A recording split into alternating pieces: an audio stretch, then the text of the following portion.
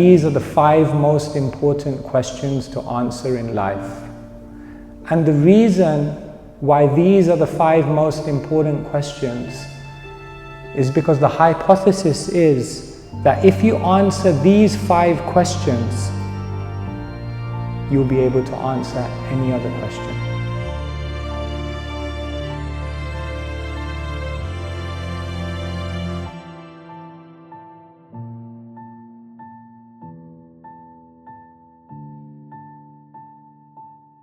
At the age of 15, I began reading different books of wisdom, and at the age of 18, I went to university.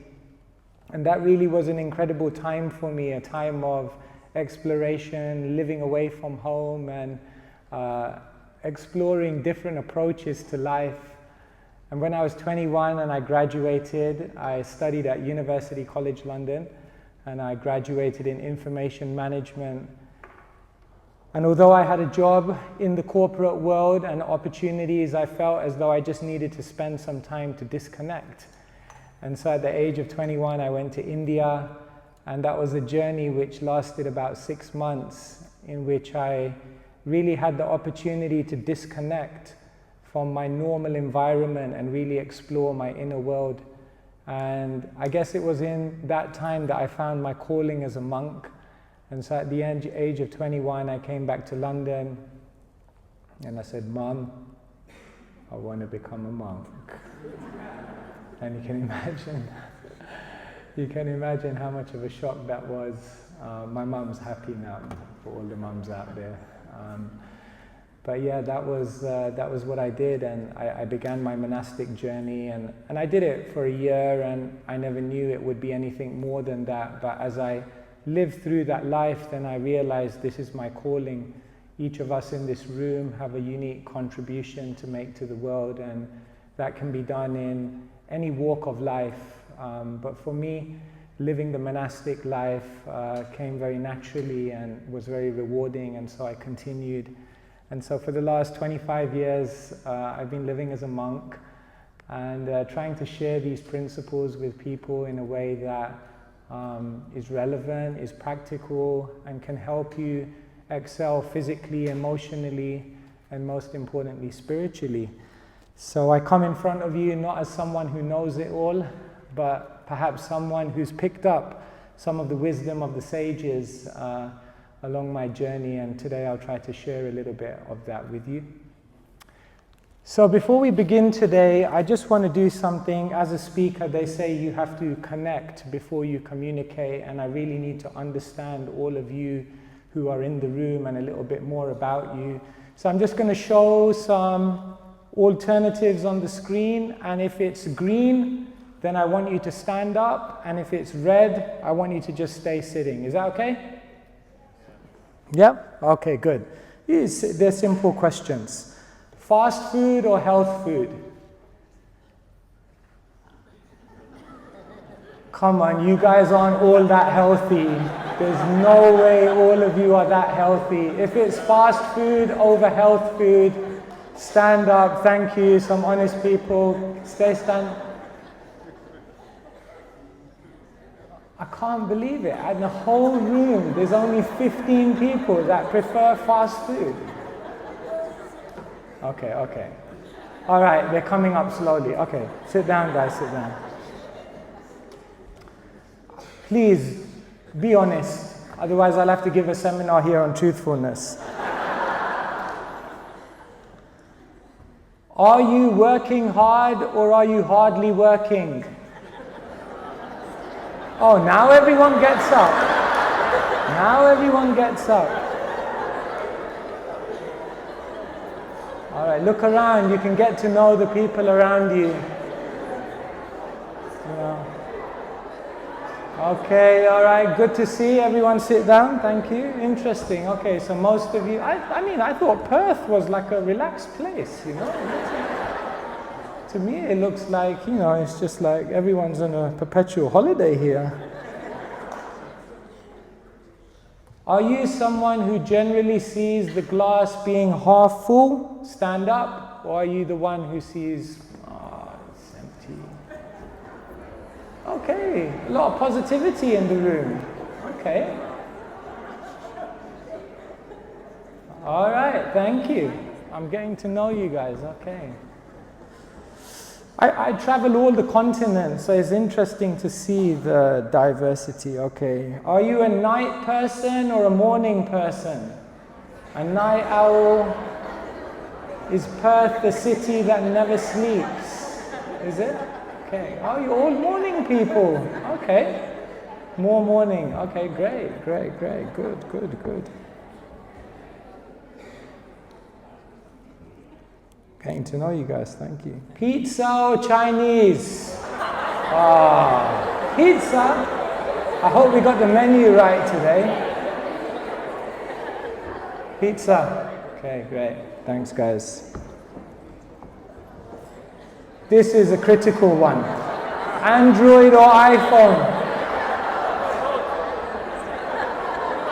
God, I'm a secret agent for Apple. I'm just trying to find out. Okay, half. Okay, great, sit down.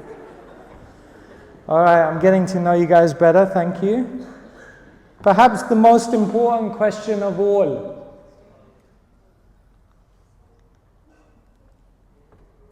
Are you the rule breaker, or are you the one who makes all the rules? Hey, we got...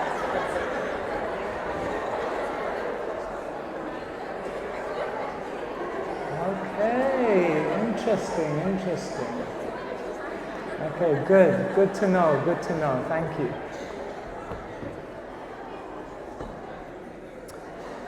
All right, everyone. Now, really, the most important one. Really. This really is the most important one. Are you living or are you existing? Be honest and stay standing. Be honest. Don't be humble, falsely humble. Do you feel like you're living or do you feel like you're existing? All right. Thank you so much. Give yourselves a round of applause. Thank you so much.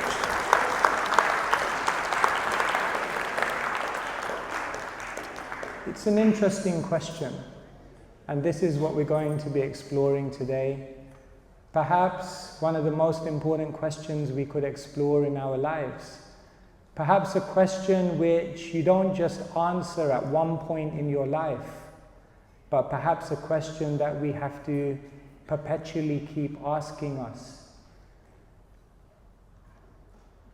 Benjamin Franklin once said, some people die at 25, but they're not buried till they're 75. Agree? Think there's some truth to that statement? Could some of you shout out to me, what do you think might die within us at 25? Which means that we're kind of living, but we're not really living. Hope. They say you can live, 30 days without food. You can live a week without water. You can live a few days without sleep. But you can't live for one day without hope.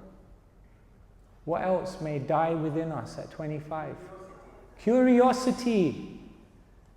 We stop asking, we stop exploring, we stop searching, developing. What else? Purpose. At 25, we kind of lose our sense of purpose. Life responsibilities kick in. Bills start coming through the letterbox. There's another person there, perhaps in your life, with a lot of demands. And then what can happen is we lose our sense of purpose. What else? Freedom. Okay. Hopefully you've not come with your wife today.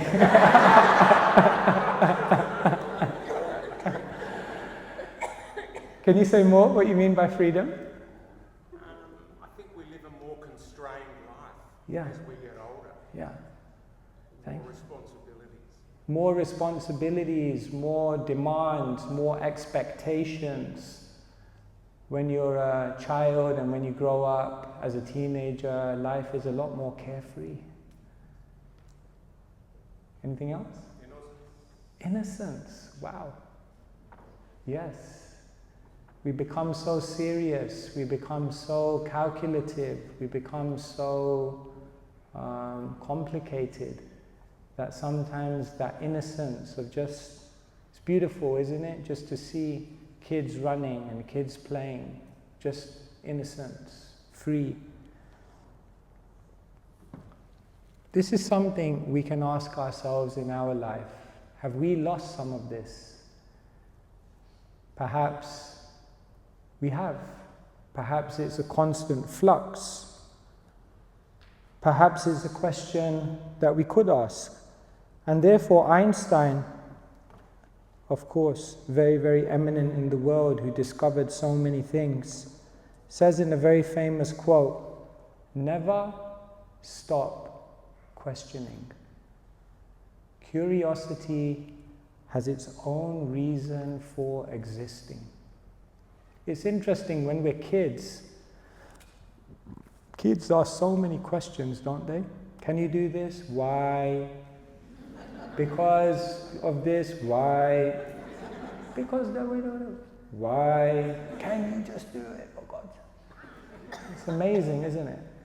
Kids are always asking why. But it's interesting, as we grow up, sometimes that tendency to question, to challenge, to explore, to uncover the unknown, to journey into the unknown, that sometimes diminishes more and more and more. They say the most dangerous phrase in the English language is, "We've always done it this way." And therefore, every single day we have the opportunity to venture into the unknown and explore what we may not have already experienced in our life. But if we stop doing that, if we stop questioning, if we stop exploring, then perhaps we stop the purpose of life. How many questions are we asking? That could be a very, very telling introspective exercise. For 1 minute, I want you to just turn to the person next to you and tell them one question in your life that if you could have answered, you would want this question answered. Go for it. Okay. It's interesting. It's hard, isn't it? Are we questioning? Remember, according to Einstein, questioning is your superpower. If you don't ask questions, you're definitely not going to find answers. And therefore, the more questions you ask, the more answers you find, and perhaps you may find the more purposeful life becomes. In the Vedic teachings, the very, very first aphorism of Vedanta, many of you know that the ancient scriptures of India, they were written in Sanskrit, many, many books of wisdom, and the very, very first aphorism of that body of knowledge, Atato Brahma Jigyasa, in Sanskrit means, now you have the human form of life, you have the ability to ask questions.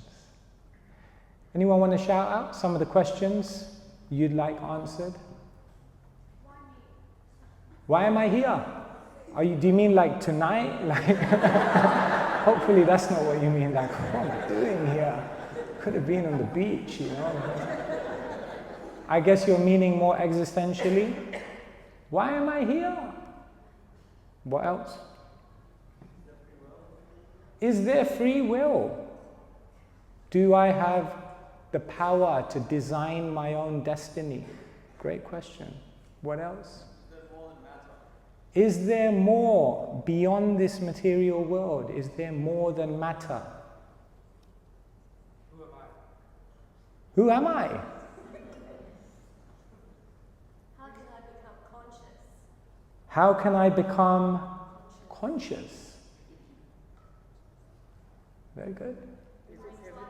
No one wants to know, like, who am I going to marry or something like that, or like, how much money am I going to make? And like, who's going to win the next Melbourne Cup? Pardon me? Does God love me? Why do bad things happen to good people?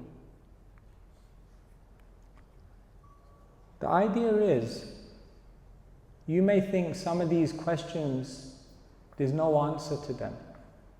And therefore many people in the world don't even ask these questions because they have this preconception that there's no answer and therefore there's no point even going down that rabbit hole. But Einstein says, as soon as you begin questioning, and all the sages actually say this, as soon as you begin questioning, then what might happen is your wisdom may begin to accumulate more than you may have imagined. Today, I want to propose to you that there are 5 questions, and that these are the 5 most important questions to answer in life. And the reason why these are the 5 most important questions is because the hypothesis is that if you answer these 5 questions, you'll be able to answer any other question. In other words, these are the 5 root questions which help us to then go on and decode the entirety of life. The first question, who am I? The second question, where am I? The third question, why am I here?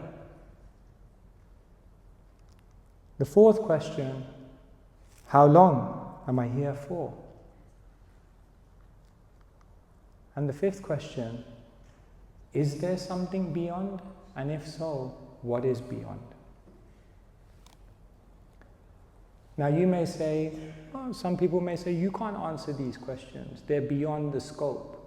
But let's as a hypothesis say that if we could answer these 5 questions, I guarantee you any other question in your mind can then be answered. Okay? Later on you can ask questions about this. Picture this in your mind's eye. I'm going to come back to this in a second, yeah? Look at these 5 questions and just try and memorize them as best as possible.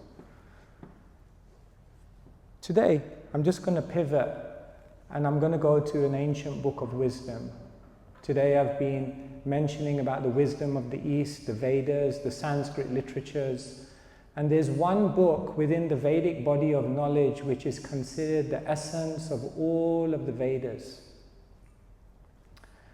One ancient commentator says that if a forest is compared to the entire Vedas, then there are trees in that forest, and those trees are known as the Shruti scriptures, or the scriptures which came down through oral reception and which contain spiritual knowledge. And on those trees there are many, many flowers, and those flowers are known as the Upanishads. Maybe some of you have heard of these books. And this commentator says, and then if you make a garland of those flowers, then that would be compared to the Bhagavad Gita. And so here you see the scene of a battlefield, and it's explained that 5,000 years ago a huge war was about to take place. And right at the onset of that war, Krishna and Arjuna were on a chariot. Krishna was the driver and Arjuna was the passenger. He was the warrior. He was the one who everyone had their eyes on because he was the most capable, he was the most accomplished, he was the most successful and powerful warrior on the entire battlefield. At the beginning of the war, Arjuna began asking questions. Remember, Einstein said, never stop questioning. And so it's explained in the Bhagavad Gita, Senayor ubayor madhye ratham stapayame chuta. You can imagine, it's the MCG, the World Cup final, 100,000 people in the stadium, and the match is about to start. The whistle is about to blow, and then at that point, one of the star players just comes and says, everyone, stop. I don't know, should I be playing in this game? Can you imagine? It was shocking. Arjuna and Krishna went to the middle of the battlefield. They looked around, and Arjuna began asking questions. Many of the questions which you asked in the audience today. And specifically, Arjuna was asking questions about happiness, questions about success, questions about purpose, meaning, questions about what he should do with his life. What ensued was a conversation, and this conversation was later on documented as the Bhagavad Gita. Bhagavat comes from the word Bhagavan, which means God, and Gita means the song. It's a short book, only 700 verses long, and it's said that it was recited in about 45 minutes. It's written here, and it was spoken in Sanskrit. This is one of the oldest languages in the world, and it's been rendered into English by the great teacher Bhaktivedanta Swami.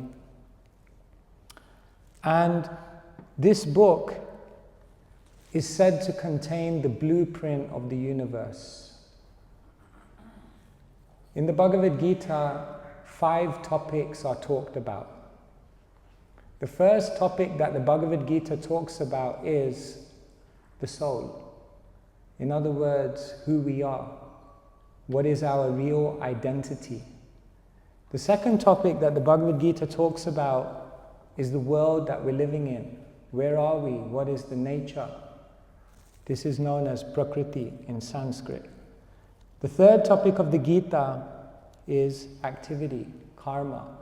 Why do things happen? The law of action and reaction. The fourth topic of the Gita is time. How time works, what is the effect of time. And the fifth topic of the Bhagavad Gita is divinity, or God. And how there is another realm beyond this world. Now, I'll go into these topics in a little while and then we'll open up for questions. But remember, previous to this slide, I was telling you there were 5 questions. And if we answer those 5 questions, then we can answer any question. Anyone remember what the first question was? Who am I? And what's the first topic of the Gita? Atma, the soul. Anyone remember the second question? Where am I? And the second topic of the Gita? Prakriti, or the world we're living in. The third question? Why am I even here? The third topic of the Gita is karma. The fourth topic? How long do I have? Kala, time. And the fifth and final question? Is there something beyond? And what's the fifth topic of the Gita? Ishvara, or divinity. This, dear friends, is why the Bhagavad Gita is so powerful. Because what the Bhagavad Gita does is it orientates us into a vision of universal reality. Nowadays, what happens in the world is that when it comes to questions like this, people say, these are the questions you ask at the end of life, when you're old. That's when you start reading spiritual books. Right now, you've got to get a job, you've got to get money, you've got to get married, and then later on you can ask all these things. When I was 15 and I started reading spiritual books, I grew up, my name was Sandeep. So one of my uncles said, your name is Sandeep. don't go too deep. I said, but my name's Sandeep. He said, don't go too deep, you lose your ambition, you won't be able to achieve anything in this world. Don't read all these religious, people are scared about reading religious books too early if you become too serious. Like there was one young boy and he wanted to spend some time at the temple, at the monastery. So his father was not accepting it. So his father came into the temple and he met the head monk and he said, look, I have no problem with him becoming religious, but let him grow up, let him get a job, let him have children, let his children grow up to his age, and once he's done all of that, he can do this. So the head monk said, okay, forget him, we'll take you instead. And at that moment, he said, no, better you just take him. I'm not ready. So it's amazing. People live life, but we don't ask the most fundamental questions first. This is ironic. Would you ever get into a car, turn on the engine, start driving for 2 hours, and then after 2 hours, turn to the person next to you and say, by the way, where are we going? I mean, you would never do that. Start with why. How and what will come later, but you have to start with why. And therefore, Arjuna begins asking these questions, and the answers that Krishna gives helps Arjuna to live in a much, much more purposeful way. The hypothesis of the Bhagavad Gita is that if we don't answer these questions, we may think we're living, but we may just be existing. And so, Krishna then in the verses of the Gita, step by step goes forward and begins to unpack some of these topics. Identity, who am I? You may say, that's obvious, of course I know who I am. Really? Look at this quote. I'm not who I think I am, I'm not who you think I am, I'm who I think you think I am. We've become so disconnected from our authenticity. We're surrounded by opinions, we're surrounded by expectations, we're surrounded by traditions and trends. We're told success is this, you got to be this, you got to do this. There's only 3 options: doctor, lawyer, failure. And therefore, what's happening is from childhood, we're given so many messages that we live our whole life, and then we almost later on think, none of this was me. The very first thing Krishna says in the Gita is you have to understand who you are. And Krishna says you are a unique personality. You have a body and a mind, and everyone has a unique body and a mind. We have unique talents, unique abilities. We don't have to try to copy, compete, or compare with anyone else. You were born an original, don't die a copy. And so the first thing Krishna says is understand the body and mind that you have and live true to your nature. The worst type of success is when you fulfill all of your goals and then you realize they were somebody else's goals. So Krishna says you have a unique body and mind, a psychophysical nature. Understand that identity. And then Krishna says to Arjuna, remember that you have an identity which even goes beyond that. You are a spiritual being. Even science tells us energy cannot be created or destroyed, but simply transferred. So in the Bhagavad Gita, Krishna shares a spiritual teaching that's shared amongst wisdom traditions around the world, which is that this life is just a chapter. We've existed before, and will continue to exist after. Just take a moment to deeply think about that. This life is just a chapter. Death is not a full stop. It's simply a comma. It's simply a gateway into another chapter. These are simple truths.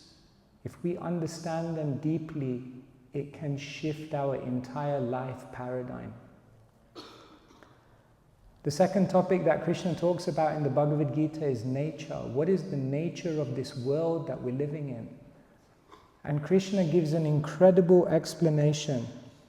Shakespeare famously said, "All the world's a stage, and all the men and women merely players. They have their exits and entrances, and one man in his time plays many parts." And so this world is actually a stage.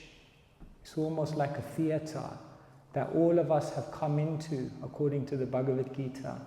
And we're all playing different roles in this chapter of existence. Some of us are men, some are women, some are rich, some are poorer, some are intelligent, some are hardworking. Everyone has a different personality. This world is just a stage. It's not our true home. And actually, as spiritual beings, we're looking to find our true home, because this home doesn't feel natural to us. They did a survey and they asked people, what are the top ways in which you relax? And you want to know what the top 4 answers were? Go on holiday, go to sleep, take intoxication, watch a movie. What do all 4 of those activities have in common? I'll say it again. Go to sleep, go on holiday, take intoxication, watch a movie. Escape. Escape. When you watch a movie, you escape your life. When you go on holiday, you escape your life. Take intoxication, escape your life. Why is everyone trying to escape life? But how long can you watch a movie for? How long can you sleep for? How long does intoxication last? C.S. Lewis said, "If I find in myself a desire which no experience of this world can fulfill, I must conclude I was made for another world." And therefore the Bhagavad Gita opens up the idea that we're not actually meant to be here. It's a bit dramatic there, but yeah. Think about that. These are simple insights. They completely shift the way you live life. And maybe they shift us out of existing into really living. The third topic of the Bhagavad Gita answers the question, why am I here in the first place? And Krishna says we're here because of karma. They say there's a new restaurant in town, it's called Karma. But there's no menu, you get what you deserve. Like gravity, karma is so basic, we often don't even notice it. Dear friends, according to the Bhagavad Gita, nothing happens by chance. Every single thing, every single event, experience, emotion, every single individual who's in your life is there for a reason.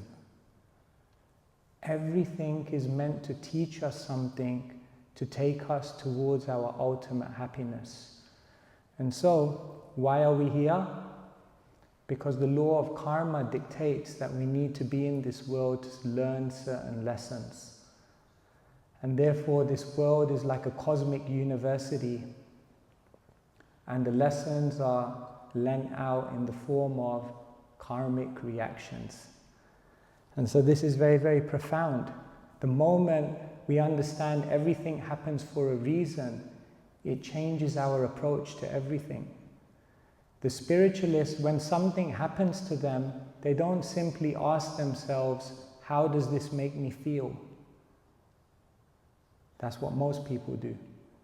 But the spiritualist asks, what am I meant to learn from this? Imagine if in every situation you would ask yourself, what can I learn from this? You'd become very, very wise very, very quickly. And so karma helps us to understand that everything is purposeful. And time. Time is a very, very interesting energy, because time destroys everything. Have you noticed in the world, everything changes? Your health changes, the people around you change, your fortunes change, your hairstyle changes. In time, everything changes. In time, everything is taken away from us. But what Krishna says in the Bhagavad Gita is, it's not that time takes everything away from you. Time takes away everything that's not you. In other words, the force of time will gradually take everything away from us to help us understand who we really are once all the ethereal, transitory things fade away. And so time sometimes is very, very painful, but time can also be very, very revealing. And so Steve Jobs said, no one wants to die. Even people who want to go to heaven don't want to die to get there. And yet death is the destination we all share. No one has ever escaped it. And that is as it should be, because death is very likely the single best invention of life. It's life's change agent. Spiritualists are very much aware of time, and they're very much aware that time is ticking. When we were monks, one morning, one of our teachers came into the class and he said, today we're going to do a guided meditation. I said, yeah, into that.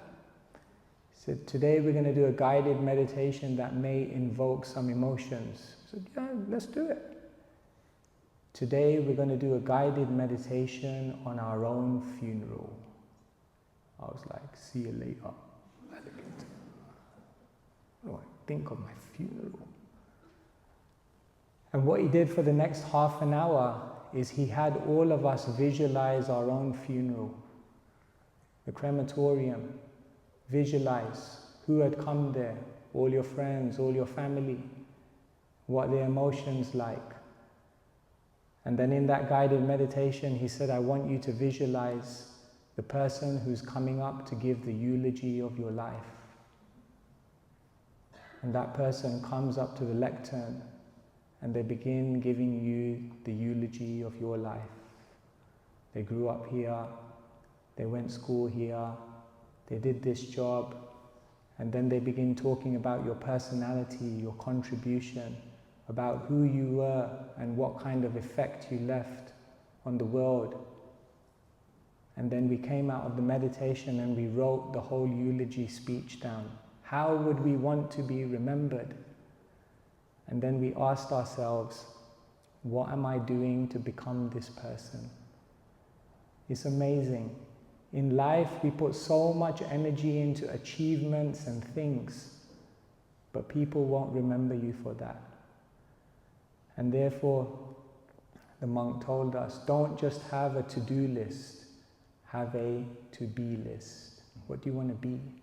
Maybe that's an important list to create. And so, thinking about death, thinking about our temporary time that we have in this world is actually incredibly empowering. Steve Jobs, in another quote, he says, every day when I wake up, I ask myself, if today was the last day on the planet, would I be doing what I'm doing today? And if the answer is no, for too many days in a row, then I know that maybe I need to change something. So therefore, time is a very, very powerful concept. And the final concept is God. I gave this quote to you already from C.S. Lewis. And there's a sense in which we all search for something beyond the material. We all search for love. We all search for an eternal connection that doesn't change with the waves of time. And so the Bhagavad Gita explains that there's only one God, and that God is known by many different names. Just as there's one sun in the sky, and that sun rises at different times depending on where you are and is known by different names, but it's the same sun. So in the same way, there's one God, different traditions know Him in different ways, and the most amazing thing is that He's alive, He's attentive, He's affectionate, and He has the ability and the desire actually to interact with us. And so, according to the Bhagavad Gita, God is not just a concept, not just something that we pray to and then hope for at the end of life that we were right, but divinity we can actually interact with in the here and now. Srila Prabhupada, who translated the Bhagavad Gita, he never taught the Bhagavad Gita as a religion, something you believe in, but he taught it as a spiritual science. And he said that if you practice the hypothesis and the tools that are given in spiritual literature, then you'll begin to perceive the presence of divinity. And so here we have it, friends. This is the blueprint of the universe. We are souls. We're living in a temporary world, and everything that's happening is happening according to the laws of karma to elevate our consciousness. Remember, we have a limited amount of time. The clock is ticking. And according to the Bhagavad Gita, when time runs out, if we haven't understood our spiritual nature, then we come back for more lessons. If we do, however, understand our spiritual nature, then we enter into that transcendent, eternal reality, the place where all our desires can be fulfilled, the place where you live happily ever after. And so, once we become tuned into this understanding, according to the hypothesis of spiritual teachings, we begin living and not just existing. Because in this world, we can achieve so many things on the material level, but we might find, when we look back, that none of it actually made us happy. Because maybe there was a higher purpose that we had, and that higher purpose was to understand our spiritual nature. So, this is some thoughts that I wanted to share with you today on the topic of living or existing. Please take these points away and in your own time meditate on them and see how they may benefit you in your life. Thank you very much.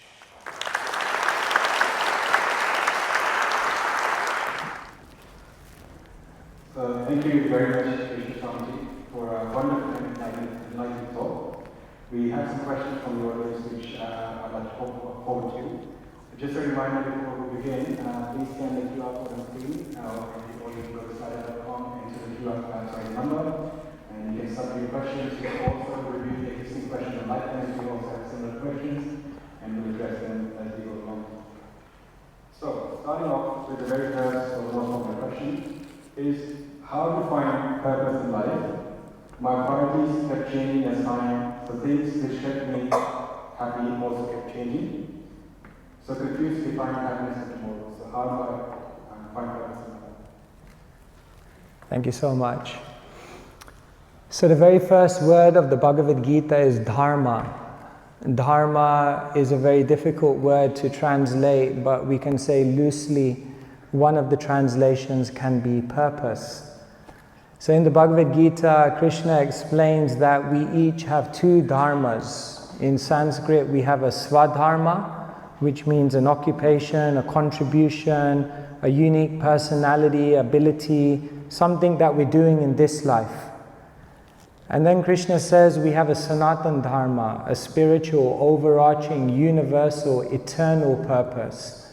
And that is, as a spiritual being, we're trying to actually reach abode beyond this world.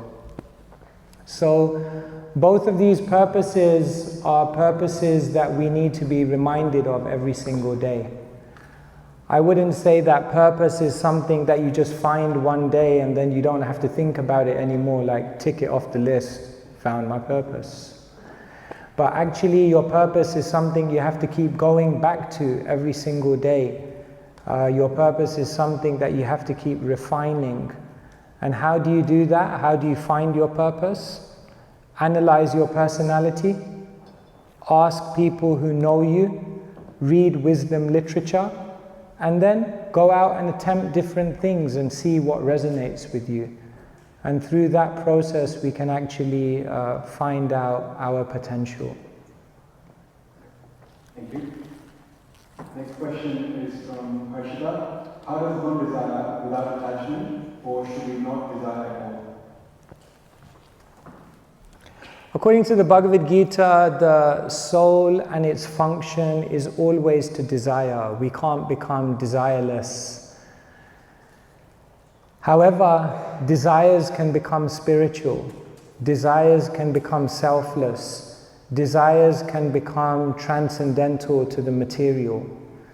And so the idea is that in spiritual life, what we're trying to do is not annihilate desires, but we're trying to direct those desires in a spiritual way. So if one desires to earn money, they don't have to artificially try to give up everything.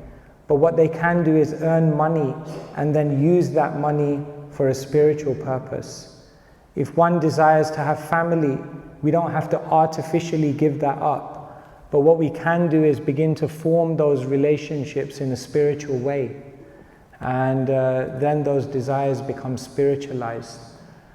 So it's not that a spiritualist doesn't have any desires. It's just that a spiritualist doesn't have any selfish desire. Everything is driven by love, selflessness, and service.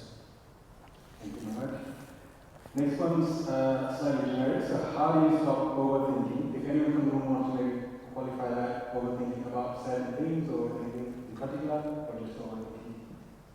Anyone? See a hand raised up there? No? Don't overthink it, you can speak. Okay, so overthinking and procrastination. How do we overcome overthinking and procrastination? Generally, we procrastinate because of three things. On the deepest level, we procrastinate because we haven't found something which has captured our imagination. Once you get to your deepest why, it's so exciting, it's so enlivening, it's so enchanting that you'll be driven towards it. So if you're overthinking or procrastinating, likely you haven't found your deepest why, your North Star, your ultimate aim. However, the second reason why one may procrastinate is even if they've found their ultimate aim, oftentimes we overthink and we procrastinate because we haven't figured out what is my step-by-step plan to get there. We have a dream, but we don't know what we're supposed to do when we wake up tomorrow morning to step towards that dream. We don't have a plan. And therefore, many people overthink or procrastinate because they don't have a plan.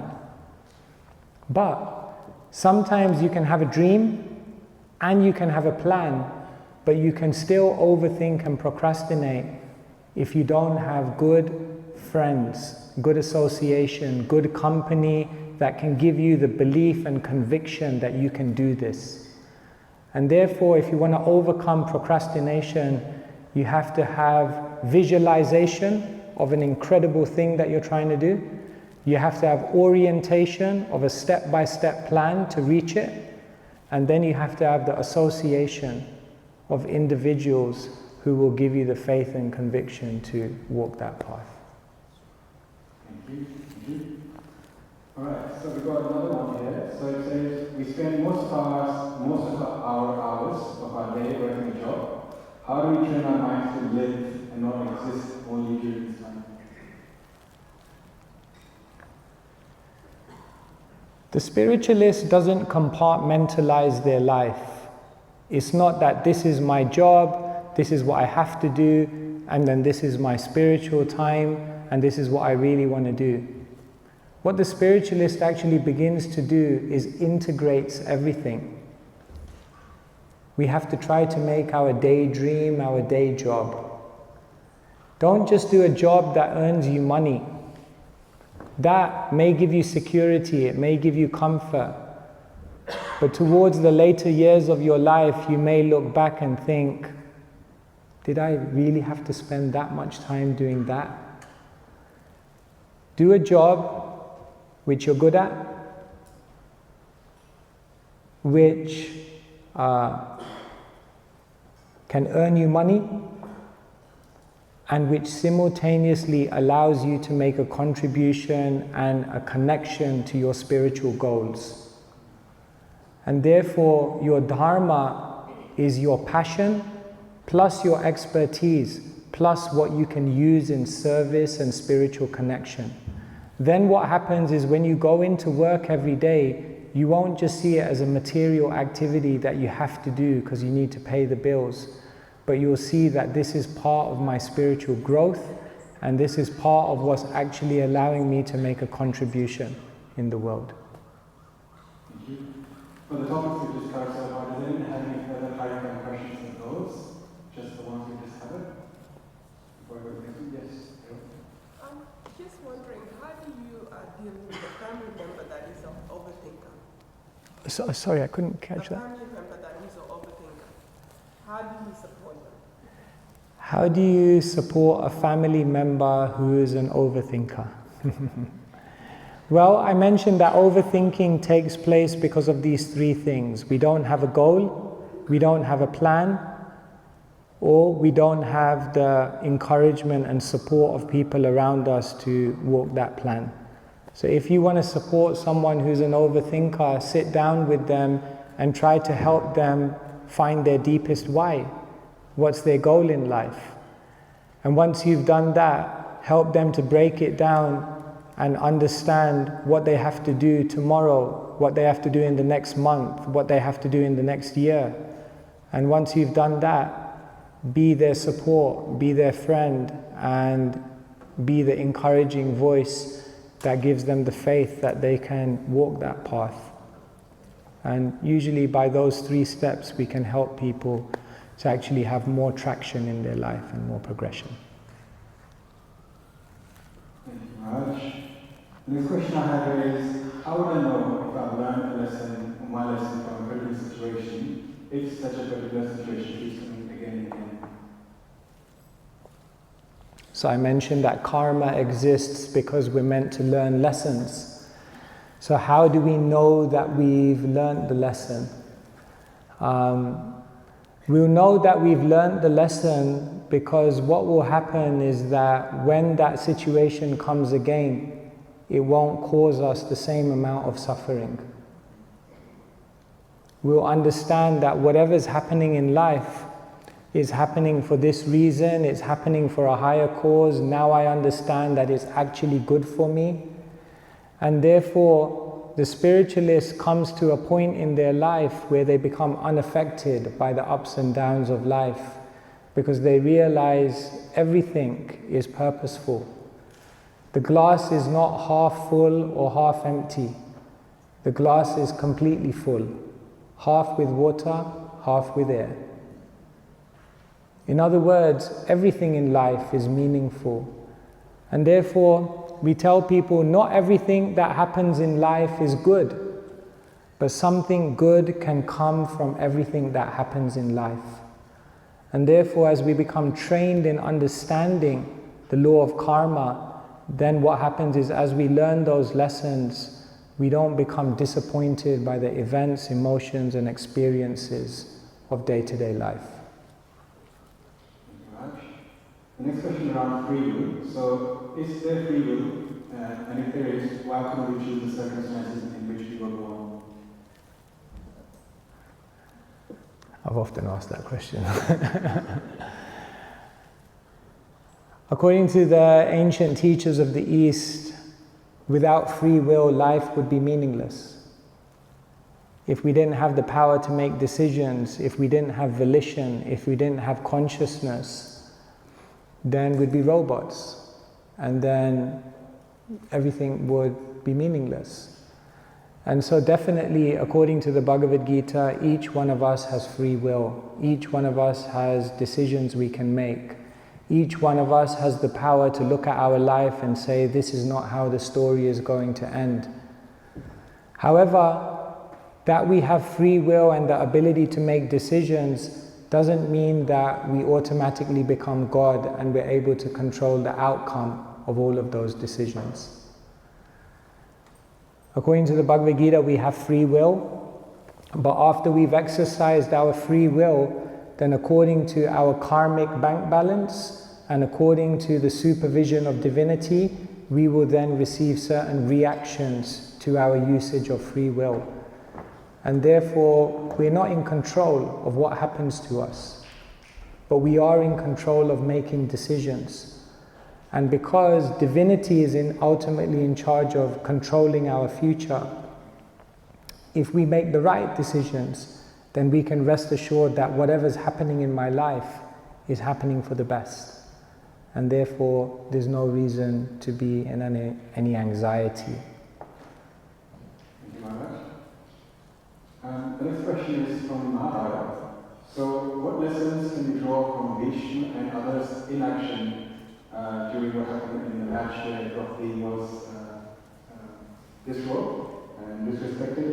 What karma were they following by not stopping Vishnu? So for those of you who may not be familiar, the Mahabharata is an ancient Eastern classic, and in this story there's a scene where the elders, and particularly someone called Bhishma Dev, who is extremely learned, extremely respected in the family, there's the disrobing of Draupadi going on, and he stays quiet.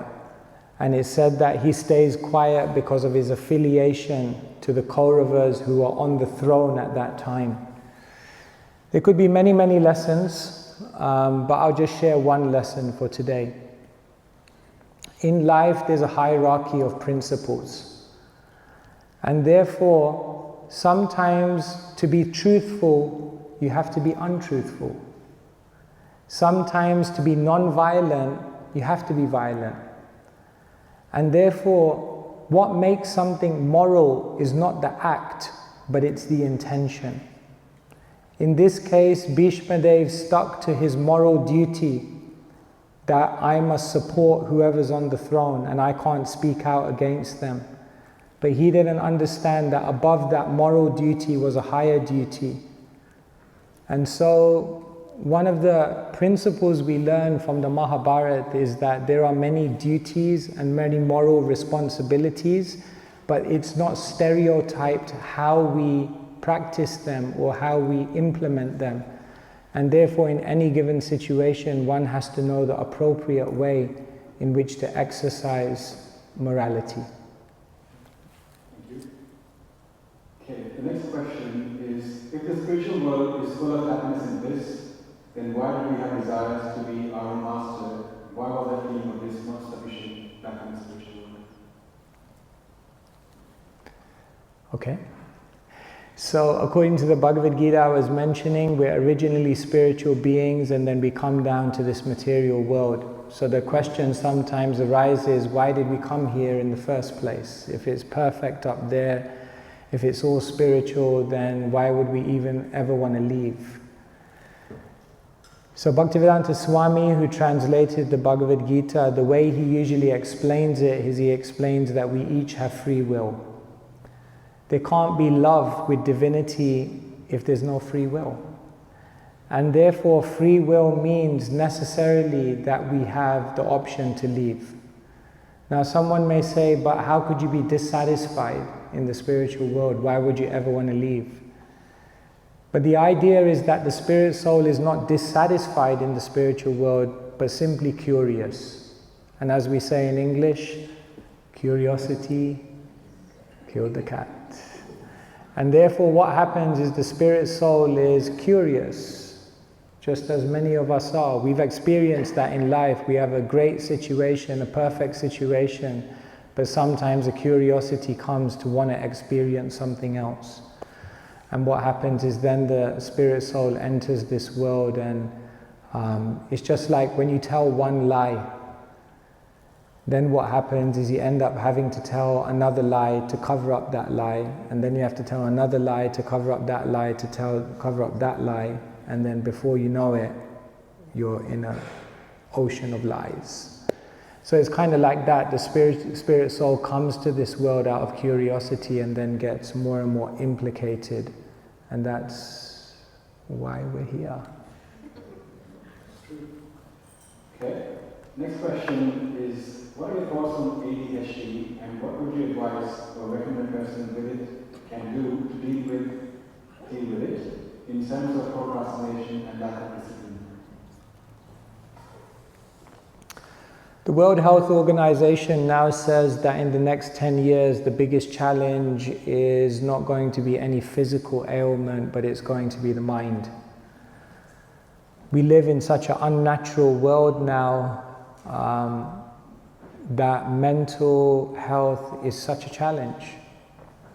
They say every single day, the average human brain is processing 70 gigabytes of data. That's how much we're being bombarded with. And therefore, distraction is a problem.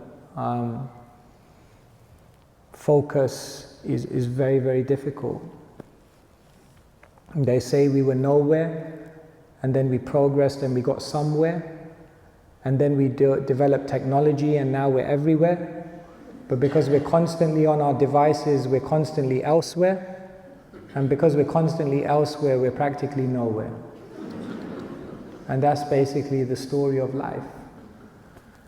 So the mind and the ability to focus and be attentive, to some extent everyone is struggling with that.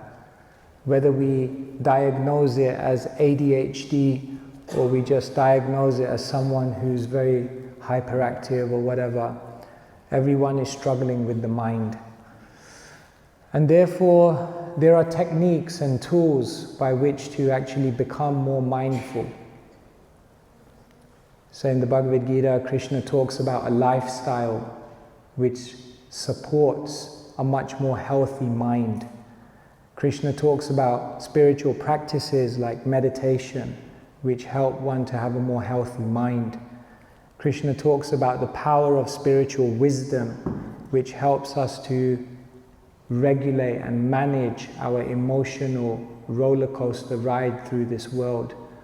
So through lifestyle, through spiritual practice, through spiritual wisdom, what we can find is greater and greater control over the mind. And that is universally applicable and powerful, regardless of what mental health challenges are there. Thank you. Okay, next question around gratitude. Since my early age, I've been told to follow gratitude on a daily basis, but what is the best way to practice it without being repetitive, like just writing thanks? Sorry, I couldn't hear the... Since my early age, I've been told to follow gratitude on a daily basis. What is the best way to practice it without being repetitive?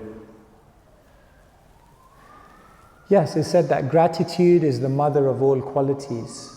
When you have gratitude, you'll naturally have compassion. When you have gratitude, you'll naturally be truthful. When you're grateful, you'll naturally be empathetic towards others. So gratitude is such an important quality. So how do we embrace that gratitude?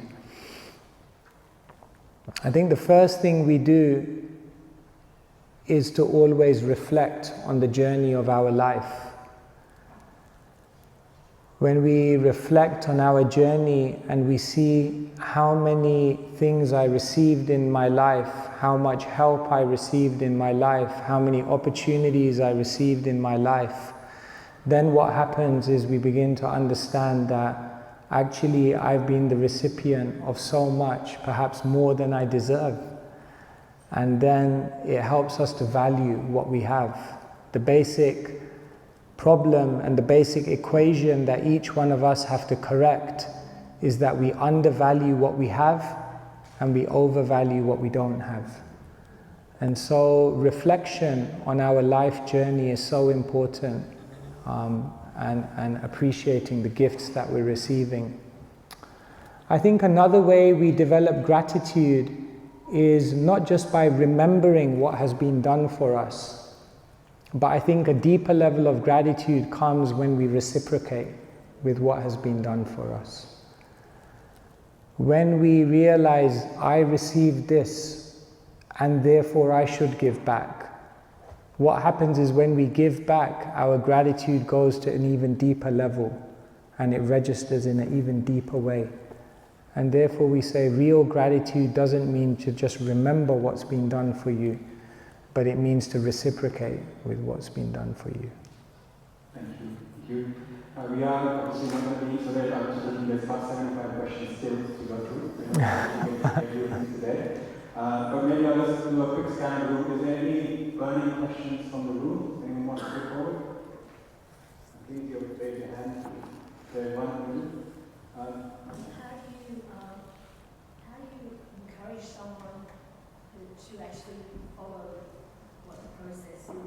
Like if you leave a horse to water, then you can't make them drink. So the question is, how do we encourage someone to follow the process as you should? Yeah. The most powerful tool we have in the world is our own consciousness, our own compassion, our own character. We can't take the world to a higher place than what we've reached internally ourselves. When we show that through spirituality you become happier, you become healthier, you become more healed, I think there can be no more powerful advertisement than that. And therefore, St. Francis of Assisi, he says, I preach every day. I preach 365 days a year, and now and again I say something. In other words, our character often speaks louder than our own words. And so as we culture a heart of higher consciousness, higher compassion and higher character, people will definitely be attracted. Thank you. Maybe we'll take one more from the room for today. There is another session which I'll share more details about for tomorrow, where we might be able to answer some more of those questions, or hopefully all of those questions. So maybe one last question from the room, anyone? Show of hands. Hi Raj, could you, a lot of spirituality is about my purpose, my activities. Could you elaborate on what is the catalyst behind making it for someone else?